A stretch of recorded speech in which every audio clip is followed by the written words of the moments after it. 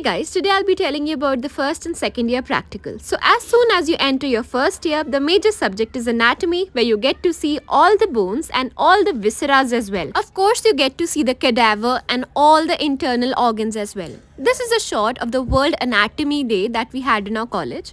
So as soon as you enter your DH, you will be getting to know your DH mates more and more. And I bet they are going to become your best of friends your entire 5.5 years of college.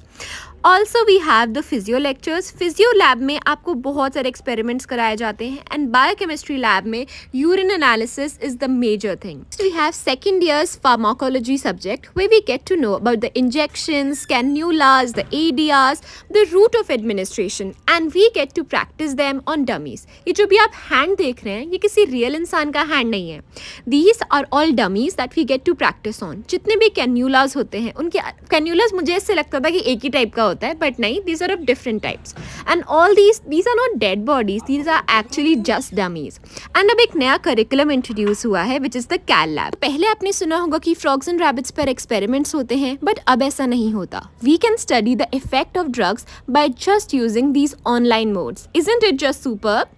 इसके बाद आ जाते हैं micro department में. Micro department में obviously आपको stool examination पढ़ाया जाता है and all about the microbes as well.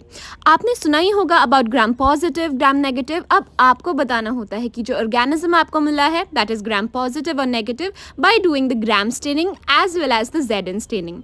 इनमें बहुत झंझट होते हैं यार, पूरी स्लाइड को सिखाना भी पड़ता है and at the end we have to use this microscope as well.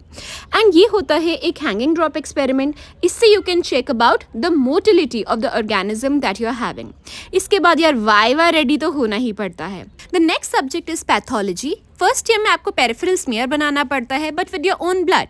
Second year में आपको ऑलरेडी ब्लड मिलता है and then you have to prepare the perfect peripheral smear for yourself which is indeed very difficult.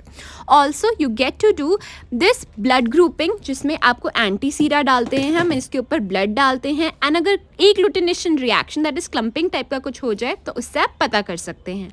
And also major experiment being the urine analysis where we test the presence of glucose, proteins, ketone bodies in urine. And कभी कभार fire के साथ खेलते हुए कुछ हादसे हो जाते हैं एंड देन लैब में तो ऑब्वियसली हम सब मजा करते ही हैं, कभी कभार कुछ बच्चे सो भी जाते हैं.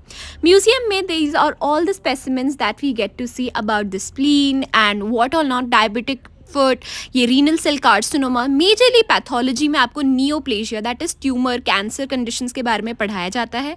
This is about the FMT lab that we will be having in the future years. हमें CPR करवाया जाता है डमीज पे. वाइवा रेडी होना पड़ता है यार, बाल बहुत अच्छे से बनाने पड़ते हैं. इसी के साथ meet you in the next